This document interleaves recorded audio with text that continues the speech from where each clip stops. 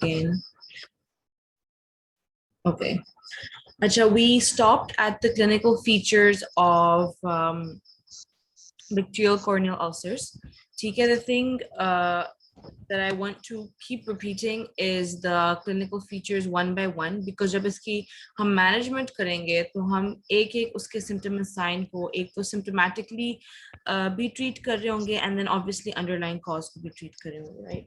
So the number one thing we have is pain. Pain, a few reasons. Sorry, आवाज ठीक आ रही है?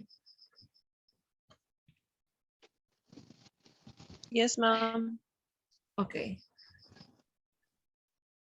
I think Aiza, आपका mic mute नहीं है, so आप अगर बोलना चाहें तो you can speak, लेकिन उसके अलावा वो mute रखते हैं, ठीक है? All right. Pain was because of the corneal nerves, ठीक है?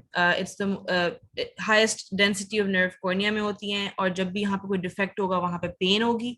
उसके अलावा spasm of ciliary body, ठीक है? मैं थोड़ा सा structure of eyeball draw कर देती हूँ. It'll help you guys understand exactly where things are. I know आप लोगों ने anatomy वाला वो attend किया होगा, and even if you didn't, that's okay, because we'll just keep going over the structure again and again. ठीक है?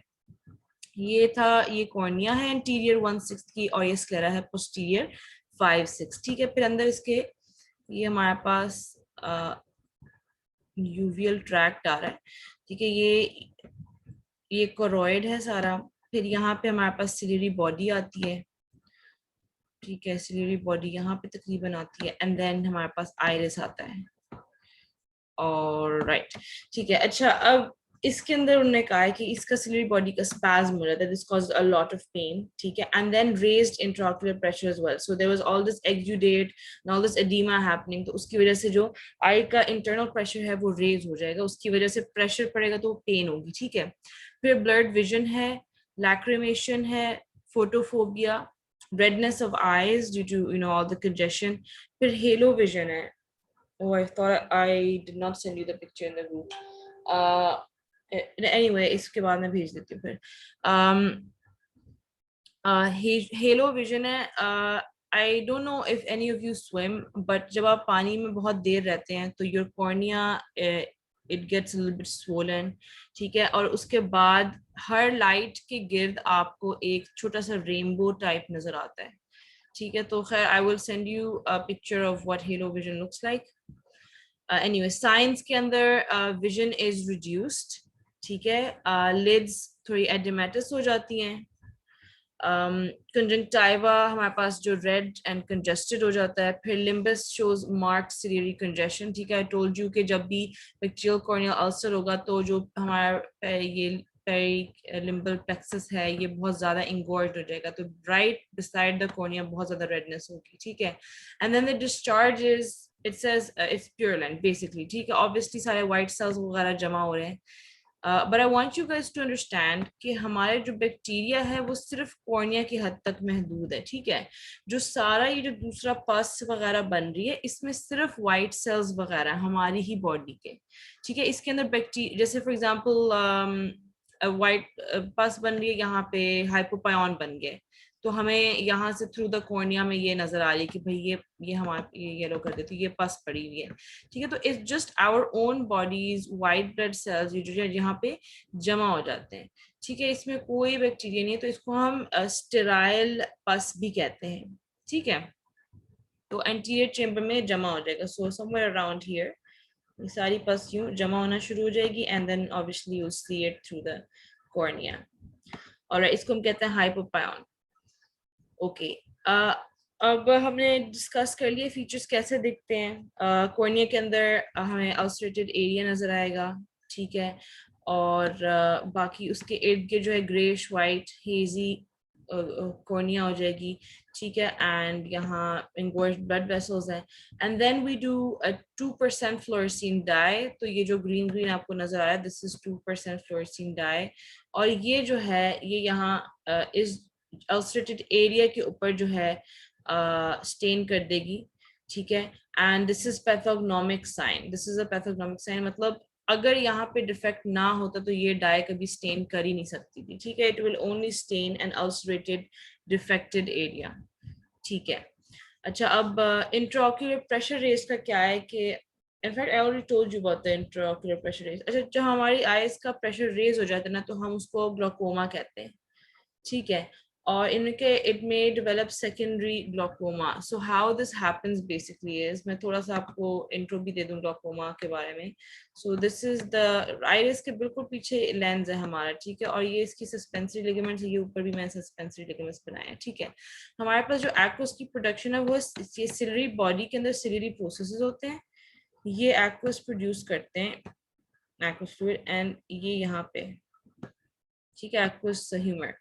And then ये वाला स्टफ ये यूं थ्रू द प्यूपल बाहर निकलता है, यहाँ से भी अगेन ये यूं थ्रू द प्यूपल बाहर निकलेगा। और यहाँ पे जहाँ पे लिम्बस है basically, the connection between the cornea and the sclera, इस लेवल पे हमारे पास होता है ट्रेबेक्युलर मेशवर्क। तो इसने फ्लूइड ने यहाँ पे ड्रेन हो जाना होता है। अच्छा, अब क्या होता है कि ये जो पस अब यहाँ पे जमा होगी सारी, ये इसको वापस से मैं येलो कर देती हूँ। पस जो इतनी सारी यहाँ पे जमा होगी है, ये इस ट्रेबेक्युलर मेशवर्क को ब्लॉक कर देगी, ठीक है। उसके फ्लूइड जो यहाँ से प्रोड्यूस हुए जा रहा है सिलियरी प्रोसेस से, इसके ड्रेन होने की कोई जगह बची नहीं है। तो अब हमारे आई का प्रेशर ज्यादा होना शुरू हो जाएगा, ठीक है। This is how the secondary glaucoma happens, ठीक है।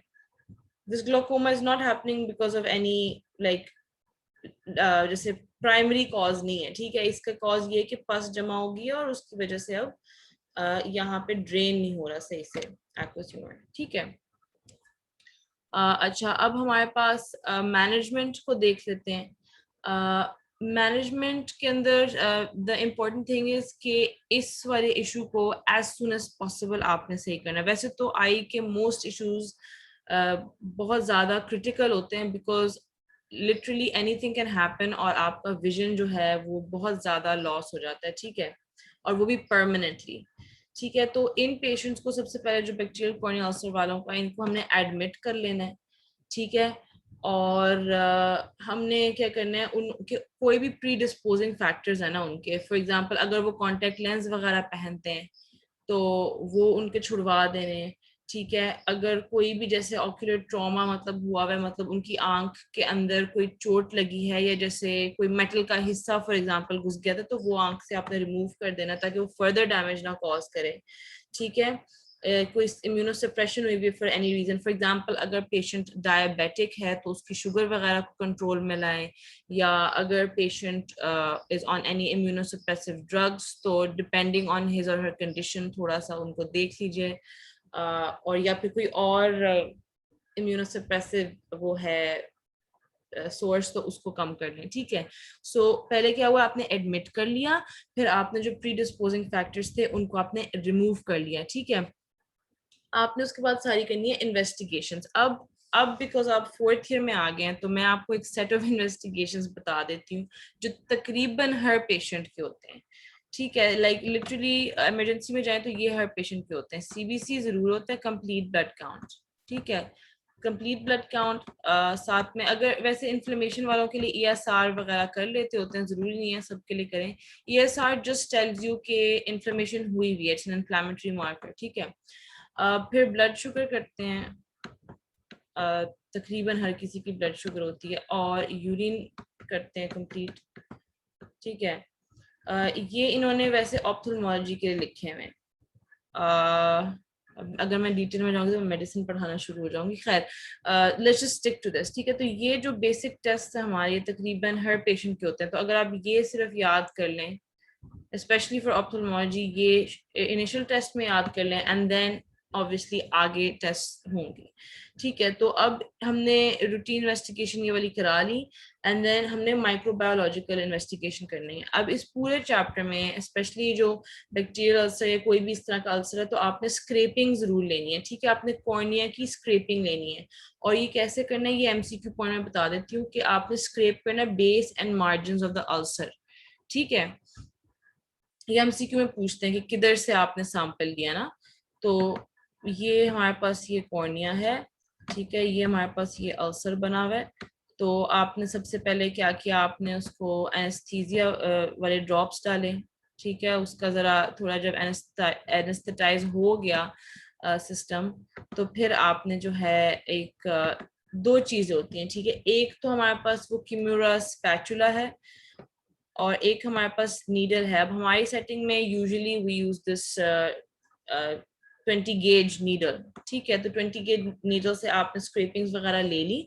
अब इस स्क्रैपिंग से क्या होता है, हम लोग इसकी स्टेनिंग करते हैं, ठीक है, इसकी ग्राम स्टेनिंग होती है, इसकी जीएमजा स्टेनिंग होती है, उसके अलावा पोटेशियम हाइड्रोक्साइड करते हैं, डालते हैं 10% potassium hydroxide for fungal to identify if it's a fungal infection, ठीक है, और कल्चर सेंसिटिविटी कभी करते हैं कभी नहीं करते, डिपेंडिंग ऑन मतलब जो एंटीबायोटिक्स दी हुई हैं कितना इफेक्टिव हो रही हैं या नहीं हो रही, ठीक है।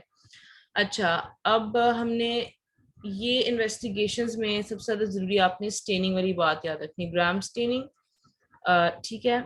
तो क्योंकि ये अक्सर वाइवा में ना वो जरा थोड़ा सा पूछते हैं इसके बारे में, और आपने अभी अभी माइक्रो पढ़ी है तो आपके लिए थोड़ा सा फ्रेश होगा कि कौन से बैक्टीरिया किस तरह स्टेन हो जाते हैं, ठीक है। तो ये याद रखना आपने। और एमसीक्यू पॉइंट वही स्क्रैपिंग द बेस वगैरह वाला बता दिए, ठीक है। अब इसकी ट्रीटमेंट पे आ जाते हैं। ट्रीटमेंट में सबसे पहले ऑब्वियसली इन्फेक्शन हुई हुई है तो उसको हमने कंट्रोल करना है। Okay, can somebody tell me, हमने जब लैक्रिमल सिस्टम का पढ़ा था तो उसमें हम टॉपिकल एंटीबायोटिक ड्रॉप्स भी दे रहे थे और हम उसमें सिस्टेमिक एंटीबायोटिक्स भी दे रहे थे। तो what do you think, is the same routine going to be continued here? What I'm trying to ask basically is that do you think a systemic antibiotic से इन patients को कोई फायदा होगा? कोई इसके बारे में ख्याल? It's okay to be wrong, ठीक है, बंदा कुछ सोचे तो फिर बनता है काम। No, ma'am. No, okay, why do you think so? Yeah, no. What, how, okay, systemic antibiotics, yeah, systemic antibiotics दे दिए तो वो हमारे organs को कैसे reach करते हैं? यस, थ्रू द ब्लड, ठीक है। अब कॉर्निया में जब ब्लड वेसल्स ही नहीं है तो हम उनको सिस्टेमिक एंटीबायोटिक्स देंगे तो वो कॉर्निया तक तो कभी पहुंचेंगे ही नहीं। या वेरी गुड, वेरी गुड, ठीक है, it's an avascular structure, so we don't give systemic antibiotics in this case, ठीक है। एक्सट्रीम एक्सट्रीम एक्सट्रीम केसेस में मैंने कभी कभार फिजिशियंस को very high dose systemic antibiotics देते हुए देखा है, but I it's just for very extreme cases, ठीक है। बट आप फॉर योर पर्पस अगर कोई पूछे तो you know it's an avascular structure, you don't give systemic antibiotics, ठीक है। अब आपने इन्फेक्शन कंट्रोल में क्या करना है, टॉपिकल एंटीबायोटिक ड्रॉप्स ये याद कर लिए और इसके दो एग्जाम्पल याद करने, ठीक है। अगर क्वेश्चन जैसे कभी कभार आता है what are the medications that you can give with 2 examples each, ठीक है, तो टॉपिकल एंटीबायोटिक ड्रॉप्स हो गए वे along with antibiotic ointment as well, ठीक है। ऑइंटमेंट हम ड्यूरिंग द नाइट देते हैं। तो एंटीबायोटिक ड्रॉप्स के नाम में जेंटामाइसिन, टोब्रामाइसिन आ जाता है। मैंने जेंटामाइसिन, टोब्रामाइसिन याद किया था because these are very very common in the clinical setting. उसके अलावा ये दूसरी भी हैं, you can remember any of these if you want, like ciprofloxacin, ofloxacin वगैरह, ठीक है। फिर एंटीबायोटिक ऑइंटमेंट में पॉलीफैक्स, टोब्रामाइसिन की भी आती है। पॉलीफैक्स बहुत कॉमनली यूज होने वाली एक ऑइंटमेंट है, ठीक है। फिर हमारे पास है subconjunctival injection, this is for extreme cases, so what they will do is they will take an injection और यू इंसर्ट कर देंगे, नॉट थ्रू द कॉर्निया वैसे, समवेयर अराउंड हियर, ठीक है, और यहाँ पे वो इंजेक्ट कर देंगे डायरेक्ट एंटीबायोटिक, ठीक है। एंटीबायोटिक यहाँ डायरेक्ट अंदर इंजेक्ट कर दी उन्होंने, तो it has a better effect. लेकिन ऑब्वियसली यू कैन सी कि एक नीडल कंजंक्टिवा में स्टिक करना is not exactly the best way to go about things. तो ये एक्सट्रीम केसेस में, इस तरह केस में कि अल्सर भी हो रहा है और अल्सर की वजह से ये आइरिडोसाइक्लाइटिस हो रहा है। आइरिडोसाइक्लाइटिस मींस आइरिस और ये जो एसोसिएटेड यूवियल ट्रैक्ट है इसकी इन्फ्लेमेशन हो रही है, या आई के अंदर दूसरे स्ट्रक्चर्स भी इन्फ्लेम हो रहे हैं, मतलब ये इन्फेक्शन स्प्रेड किया जा रहा है अंदर तक। So then we will give the injection, ठीक है, सब कंजंक्टिवल इंजेक्शन, और इसमें होती है जेंटामाइसिन। सिस्टमिक एंटीबायोटिक्स नहीं देनी. It says they may be used अगर ulcer limbus के बहुत करीब है and has a scleral extension, or this ulcer is perforated and there's danger of endophthalmitis. Endophthalmitis means ये जो eye के सारे structures हमारे पास, मैंने retinal structure ये बना दिया रफली, तो ये जो eye के सारे structures हैं हमारे पास, ये सारे के सारे इन्फ्लेम हो जाएंगे जस्ट बिकॉज एक जगह पे है तो वो स्प्रेड करेगी. तो इस तरह का अगर कोई फियर है तो देन सिस्टेमिक देने का फायदा, वरना नहीं. ठीक है, so in very very rare cases. Anyway, उसके बाद कंट्रोल इन्फेक्शन में रिपीट कर देती हूँ. Topical antibiotics, antibiotic ointment, subconjunctival injection, and then systemic antibiotics only for near the limbus वाले cases या perforated या कोई complicated cases में. ठीक है, फिर relief of pain. अब हमारे पास बहुत ज़्यादा पेन, एक तो कॉर्निया के अंदर डिफेक्ट है, तो it always helps to give analgesics, like oral भी दे सकते हैं, इंजेक्शन भी दे सकते हैं, depending on patient को कितना पेन हो रहा है. ठीक है, उसके अलावा यहाँ पे सिलरी स्पैज्म हुआ था, इसको ट्रीट करने के लिए हम एट्रोपिन 1% ड्रॉप देते हैं. ठीक है, अब इसके 3 पॉइंट्स हैं. ये हमसे ना सर पूछते होते कि cycloplegic how do they like what are the advantages in corneal ulcer. तो उनको देने का ये है कि एक तो पेन रिलीफ हो जाएगा, ठीक है, क्योंकि स्पैज्म सिलियरी बॉडी का खत्म हो जाएगा. फिर पोस्टीरियर साइनिकी फॉर्मेशन जो है वो कम हो जाएगी. So I'll just draw the eye once again. थोड़ा सा बड़ा बनाया है इसको मैंने slightly. ठीक है, और ये हमारे पास आ रही है आयरिस. ठीक है, और मैं बना देती हूँ अब लेंस की तरह. इस तरह मैंने ऑरेंज से ये लेंस बना दिया. सो ये तो वैसे मैं आपको जब स्पेस दिखाती हूँ तो there is like very little space, like lens तकरीबन इस तरह लगा होता है, मतलब काफी करीब. ठीक है, तो साइनिकी मीन के इनके अंदर जो है कनेक्शन बन जाएंगे जैसे फाइब्रस टाइप कनेक्शन. तो ये पीछे आइरिस और लेंस के दरमियान यू फाइब्रस कनेक्शन बन जाते होते हैं, वही बिकॉज ऑफ द एक्सुडेट. ठीक है, तो अब ये कनेक्शंस यहाँ बन गए तो आइरिस का डायलेट और वो होना वाला फंक्शन खराब हो जाता होता है. ठीक है, तो what these drops do is that ये इसको डायलेट कर देते प्यूपल को. ठीक है, और फिर लेंस ऑब्वियसली अब यहाँ पे है, तो फिर इसके दरमियान ये कम चांस है कि ये पोस्टीरियर साइनिकी जो है वो फॉर्म होंगे. ठीक है, तो this is how it prevents posterior synechiae formation. ठीक है, प्यूपल जब बड़ा हो जाता है, डायलेट हो जाता है, तो उसका कॉन्टैक्ट थोड़ा कम हो जाता है इधर आइरिस के पोस्टीरियर पार्ट के साथ. अच्छा, फिर डिक्रीज करता है exudate formation by decreasing the capillary permeability. तो these are 3 ways. एक तो पेन रिलीफ किया, prevents posterior synechiae formation between the iris and the lens. ठीक है, and it decreases the exudate formation. ठीक है, तो ये इसके 3 तरीके हो गए. एनाल्जेसिक्स मैं आपको बता चुकी हूँ. And then we give anti glaucoma drugs as well, because मैंने आपको सारा वो सेकेंडरी ग्लूकोमा का मैकेनिज्म समझाया, तो हम एंटी ग्लूकोमा ड्रग्स भी देते हैं.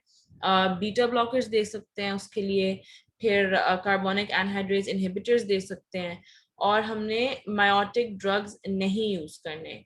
ठीक है, so these are contraindicated. ये भी मतलब एमसीक्यू में वो थोड़ा सा ट्रिक वगैरह करके पूछ लेते हैं, like which drugs can not be given in bacterial corneal ulcer ना, तो उन्होंने दूसरी बड़ी अजीब अजीब ऑप्शंस दी होंगी, but you have to spot the miotic. ठीक है, यू हैव टू स्पॉट, क्योंकि अभी अभी आपने वो फार्मा भी पढ़ी है, तो आपके दिमाग में बहुत अच्छे से होंगे ये ड्रग्स, राइट. तो इन्होंने पाइलोकार्पिन की एग्जांपल दी हुई है, डोंट गिव दिस वन. फिर हमारे पास है treatment of descemetocele. It's interesting because they have not mentioned the complication of descemetocele, वो आगे आ रही है. खैर, I will tell you what it is. Basically जो डेसिमेट्स मेम्ब्रेन है, तो we did the structure just today.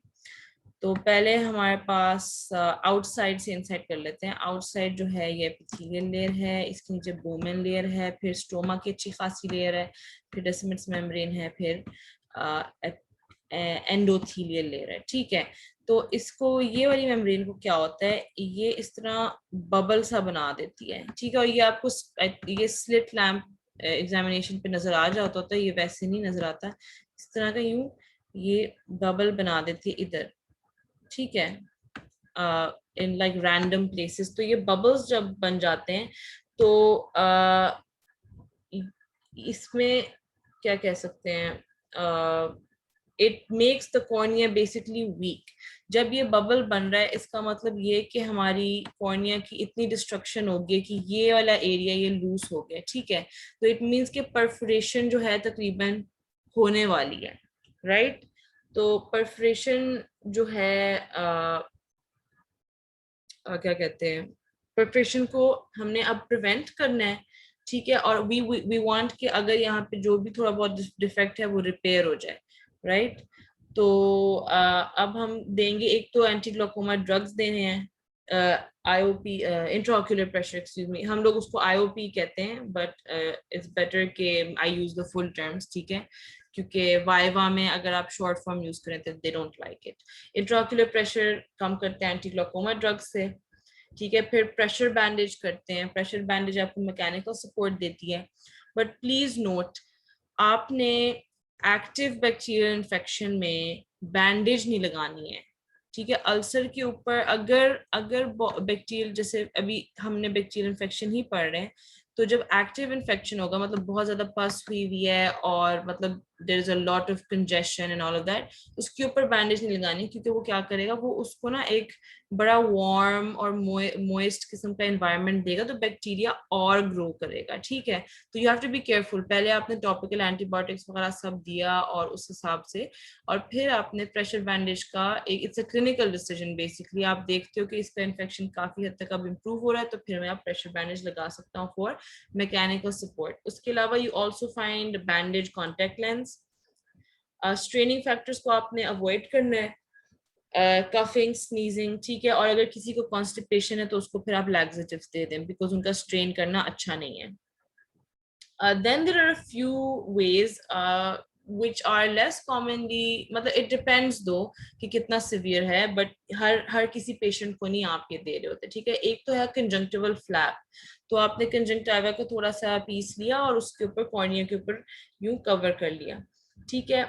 उसके अलावा we have amniotic membrane transplants. Now this is one of the less common ones, amniotic membrane transplant. Then हम corneal graft भी कर सकते हैं, therapeutic corneal graft. It's very difficult to get your hands on a corneal graft, वो काफ़ी expensive होते हैं। हमारे यहाँ वो एड के थ्रू आते हैं, जो हमारे कोई भी corneal you know all this keratoplasty और ये सब के लिए जो कॉर्निया आती हैं दे यूजुअली थ्रू एड, ठीक है, because that that expensive.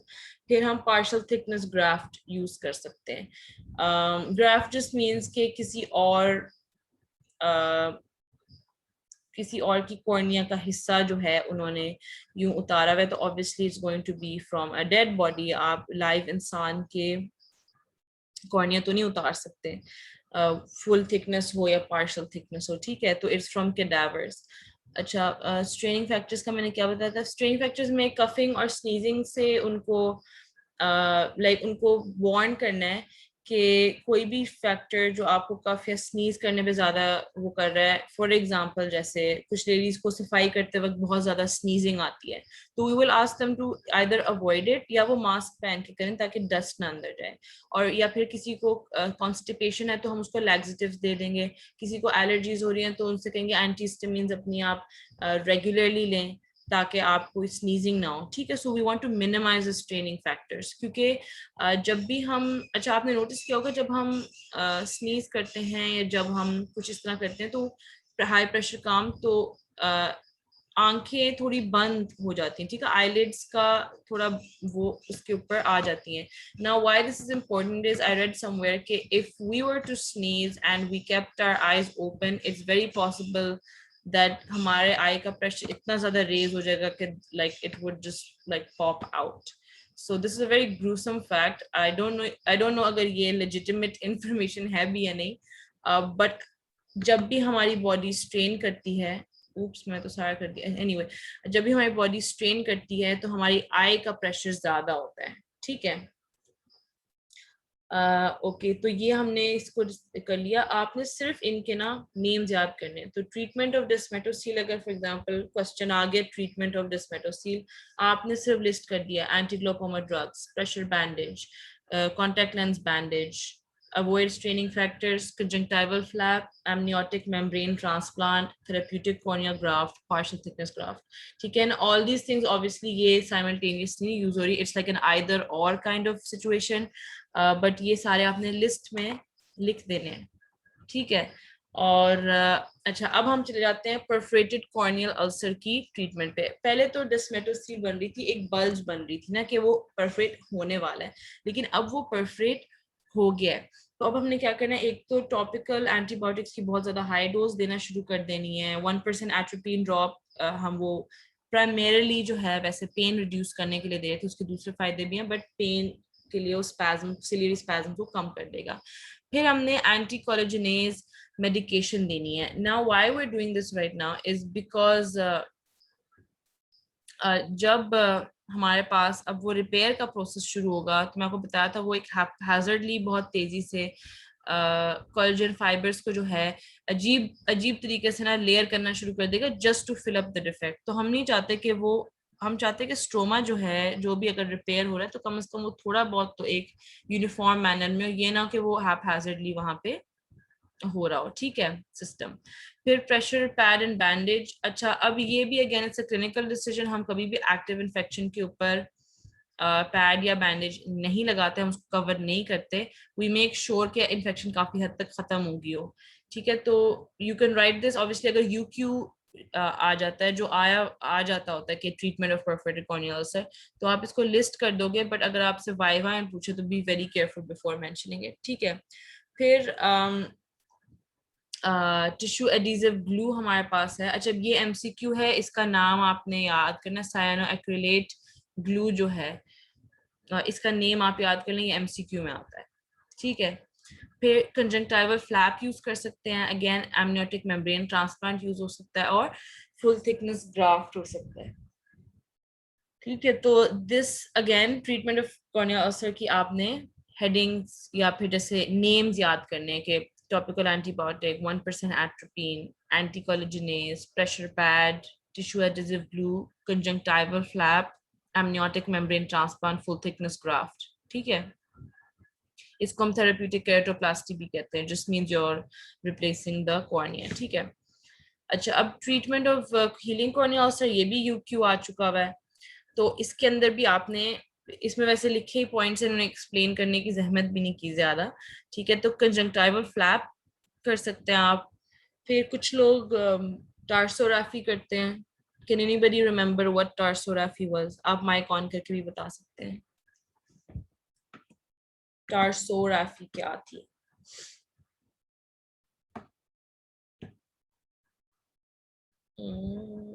Okay, हमने एक्ट्रोपियन में पढ़ा था। Okay, so what they do basically is that वो आपके आई का ये stitch कुछ part उसको stitch कर देंगे, so then it'll just be stitched like this, ठीक है। So it will reduce the exposure, basically it will reduce the exposure of the injured surface, ठीक है। तो टेम्पररी टार्सोग्राफी कर देंगे। Then umbilical cord serum is very useful, या autologous serum. बहुत कम लोग वैसे अम्बिलिकल कॉर्ड का सीरम या इस तरह अपना अम्बिलिकल कॉर्ड का ब्लड या इस तरह की चीजें सेव करवाते हैं, especially not in our setting, मतलब बहुत कम लोग उसको, इनफैक्ट मैंने अभी तक किसी को अपना अमनियोटिक फ्लूइड या अम्बिलिकल कॉर्ड का ब्लड सेव करवाते नहीं देखा यहाँ पे, ठीक है। फिर amniotic membrane transplantation is also very good, and then therapeutic keratoplasty, a very expensive highly specialized procedure. corneal वैसे भी corneal graft जो है वो few years बाद वैसे भी reject होना शुरू हो जाता है, ठीक है। तो the ideal treatment is always कि आप किसी भी आई के इशू को as soon as possible जो करेक्ट कर लो। अच्छा, अब इन्होंने there are उन्होंने नोट के नीचे जो है वो प्रेशर बैंडेज और पैड का बताया हुआ है कि ना आपने नहीं लगाना because it promotes bacterial growth. And then they also said something about steroid therapy. ठीक है, अब स्टेरॉइड थेरेपी में क्या है, we know that steroid will reduce the inflammation. ठीक है, तो ऑब्वियसली सारा नेक्रोसिस और सारा जो हो रहा था वो इन्फ्लेमेशन की वजह से ही हो रहा था. But it also does something else, it also will inhibit the wound healing. ठीक है, जिस मैकेनिज्म से ये इन्फ्लेमेशन रिड्यूस कर रहा था उसी मैकेनिज्म से ये वुंड हीलिंग भी कम कर देगा और सारी फाइब्रोब्लास्ट एक्टिविटी वगैरह. So we do not give topical steroid drops in a pyogenic ulcer, specially active infection में तो बिल्कुल भी नहीं. ठीक है, so just remember this from a viva point of view. अच्छा, अब कॉम्प्लिकेशंस ऑफ कॉर्नियल अल्सर की सिर्फ हमने वैसे नेम्स ही करने हैं, but still it's easier to remember names जब आपको समझ आ रहा हो कि कहा क्या गया है. टॉक्सिक आइरिडोसाइक्लाइटिस, तो इट जस्ट मीन्स कि जो आइरिस और वो जो यूवियल ट्रैक्ट है उसकी इन्फ्लेमेशन होना शुरू हो गई है. ठीक है, तो ऑब्वियसली अगर यहाँ से इन्फेक्शन आया तो ये आइरिस तक स्प्रेड करेगा, फिर ये सिलियरी बॉडी है, पीछे करोइड है, तो ये वाला पोर्शन जो है यहाँ इन्फ्लेमेशन शुरू हो जाएगी ये आइरिस वगैरह में. ठीक है, तो it's called toxic iridocyclitis, also known as anterior uveitis. ठीक है, यूवियल ट्रैक्ट है उसका एंटीरियर पोर्शन इन्वॉल्व हो रहा है तो उसको हम क्या कहेंगे, एंटीरियर यूवियाइटिस. ठीक है, फिर सेकेंडरी ग्लाइकोमा का मैं आपको बता दिया था, डिस्मेटोसील हमने देख लिया है. परफोरेशन हो सकती है, वो भी हमने देख लिया. अब परफोरेशन की जो सबसे अच्छा, परफोरेशन बाय द वे ये यूक्यू आता है. ठीक है, इसमें से काफी चीजें यूक्यू में आ जाती हैं. और ये जो सारी पिक्चर्स हैं अभी जो आप देखने वाले हैं ऑस्पी पॉइंट ऑफ व्यू से मार्क कर लें. ये आइरिस प्रोलैप्स तो आई थिंक मुझे अपनी ऑस्पी का याद आ रहा है, I think we got iris prolapse in our OSPE. ठीक है, तो ये फ्लोरेसीन डायस है, you can see corneal ulcer है और ये बीच में आइरिस जो है वो निकल रहा है. ठीक है, और ये क्यों निकलता है कि अगर परफोरेशन जब हो जाए तो any part in our body will literally try to seal that perforation. ठीक है, तो iris is basically trying to seal that perforation. And also iris के पास और कोई option इसलिए भी नहीं है is because eye का pressure अंदर जो है वो इतना होता है कि अगर eye को आप कट करें तो उसके contents जो हैं वो थोड़े बहुत जो हैं वो बाहर की तरफ निकलते हैं. One of our professors told us कि अगर किसी का इंट्राक्युलर प्रेशर नॉर्मल से ज्यादा रेज्ड हुआ है और हम उसकी आई को कट कर दें फॉर ओपन आई सर्जरी, उसके सारे कंटेंट्स बाहर निकल आएंगे and then there is no way you can put them back. ठीक है, so one important prerequisite of any eye surgery is that patient के इंट्राक्युलर प्रेशर रेज्ड ना हो. ठीक है, और उसको लोअर साइड पे बेशक रखें लेकिन वो ज्यादा बिल्कुल भी ना हो. ओके, प्रोलैप्स हो गया आइरिस का. फिर subluxation and anterior dislocation of lens, तो ऑब्वियसली यहाँ पे ये मैं कलर चेंज कर लेती हूँ इसके लिए. हाँ, ये लेंस पड़ा है. ठीक है, तो it could either dislocate anteriorly. ठीक है, या फिर सबलक्सेशन. सबलक्सेशन मींस के लेंस अभी ये सेंटर में होना चाहिए ना जहाँ पे इसको होना चाहिए इस तरह, लेकिन ये यहाँ नीचे की तरफ चला जाएगा आइरिस के पीछे. तो कॉर्निया के थ्रू जब लाइट जाएगी तो वो लेंस के थ्रू पास ही नहीं होगी क्योंकि लेंस तो यहाँ नीचे सबलक्सेट होकर पड़ा होगा. ठीक है ना, इसका ये मतलब है. फिर कैटरैक्ट फॉर्मेशन हो सकती है. कैटरैक्ट मींस के लेंस के अंदर जो है वो ओपेसिटीज आ जाएंगी. ठीक है, फिर एंडोप्थेल्माइटिस. एंडोप्थेल्माइटिस मींस के आई के अंदर के जो स्ट्रक्चर्स हैं उनकी inflammation. And then panophthalmitis means के अंदर बाहर जितनी भी लेयर्स हैं आई बॉल की उन सब की इन्फ्लेमेशन हो सकती है. फिर इंट्राक्युलर हेमरेज, तो हमारे पास ये पीछे जो है विट्रस ह्यूमर है सारा. ठीक है, सामने सामने एक्वस ह्यूमर था और पीछे विट्रस ह्यूमर है. ठीक है, तो विट्रस ह्यूमर के अंदर वेसल्स कुछ पास हो रही होती हैं. तो इनफैक्ट इसमें let me just try to remember the anatomy. ये इसमें वेरी फ्यू वैसे वेसल्स पास हो रही होती हैं. एम्ब्रियोलॉजी के हिसाब से बच्चों में वैसे बेबीज में होती हैं वेसल्स ज्यादा, तो but as you grow older तो these vessels are not supposed to stay here. ठीक है, तो करोइड की वेसल्स होती हैं मेनली यहाँ पे. तो इंट्राक्युलर हेमरेज हो सकता है. और उसकी वजह से यहाँ विट्रस के अंदर ब्लड जमा हो जाएगा एंड देन अगेन लाइट जो है वो उसका पैसेज ब्लॉक हो जाएगा। ठीक है, तो इन लोगों को ना जैसे अपने विजन में धब्बे धब्बे नजर आएंगे और वो धब्बे वो सारे पॉइंट्स हैं जहाँ पे मतलब ये लाइट एंटर कर रही है और बीच में वो ब्लड के स्पॉट्स आ रहे हैं। ठीक है, I am gonna change the colour now, red नजर आ रहा है, ब्लड के ये स्पॉट्स बन गए। ठीक है, अच्छा फिर हमारे पास रेटिनल डिटैचमेंट है। fact I'll draw another eyeball. Here's the eye. और अंदर से क्या होता है, अच्छा अब हमारे पास परफोरेशन होगी। ठीक है, अब आयरिस से किसी और चीज ने उस परफोरेशन को वो नहीं किया, ब्लॉक नहीं कर सका। ठीक है, तो सारा फ्लूइड निकली जा रहा है। अब फ्लूइड निकल गया तो अब आई के प्रेशर क्या होगा, वो हो जाएगा कम। जब आई के प्रेशर कम होगा तो यहाँ पे जो रेटिना है वो इस तरह खिंचना शुरू हो जाएगी away from this layer over here, जो कोरोइड लेयर है जो इसको न्यूट्रिशन दे रही थी। ठीक है, अब ये इससे अलहदा होगी तो इसको तो न्यूट्रिशन मिलना कम खत्म होगी ना रेटिना को, तो retina will start to die. And अगर ये बहुत लॉन्ग पीरियड के लिए रहे तो you can even go blind, क्योंकि अगर रेटिना को डैमेज है तो इट विल बी इरिवर्सिबल।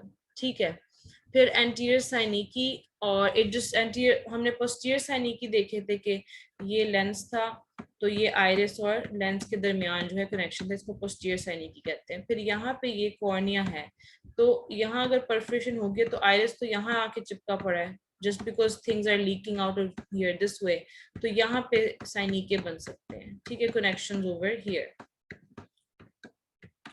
तो इसको हम कहते हैं एंटीरियर साइनिकी, तो ये फॉर्मेशन बन जाएगी। फिर कॉर्नियल फिस्टुला बन सकता है। Fistula means like a permanent opening. ठीक है, तो क्या होगा कि इस परफोरेशन हुई थी टेम्परेरीली, एक्सुडेट से कवर होगी, फिर एंट्रोकुलर प्रेशर फॉर सम रीजन ज्यादा हुआ तो फिर ये परफोरेट होगी, फिर वही साइकिल कंटिन्यू होगा, तो there will be like a permanent hole in your cornea. अच्छा, अब ये सारी कॉम्प्लिकेशंस के आपने सिर्फ जो है अच्छे से नेम्स याद कर लेने हैं। ठीक है, अब मैंने थोड़ा सा एक्सप्लेन इसलिए किया ताकि आपके लिए आसानी हो नेम याद करने के लिए। अच्छा, अब कॉर्नियल स्कारिंग का मैंने बता दिया कि एक दफा अगर हो जाए तो रिवर्सिबल नहीं है। अब कॉर्नियल स्कारिंग की ये डिफरेंट डिफरेंट टाइप्स हैं। आई पर्सनली फील के अभी के लिए ये टाइप ज्यादा हो जाएगा बिकॉज ये आपने बहुत अच्छे से याद रखना है, ये ऑस्पी में आती हैं and this is very new information. तो आप लोग मुझे कल के लिए कोई टाइम दे दें प्लीज, ताकि हम आज वैसे मैंने ये एक्यांथेमीबा तक, केराटाइटिस तक करना था, but I am also very tired, तो हम कल थोड़ा सा एक्स्ट्रा कर लेंगे। But just let me know आप किस टाइम पे अवेलेबल हो ताकि हम कल थोड़ी सी 2 hours टाइप की क्लास कर लेना। Okay, Shanda said 7. If everyone is okay with 7, then okay. Morning में कोई 8, ये दोनों पीएम के टाइम्स हैं। मॉर्निंग में कोई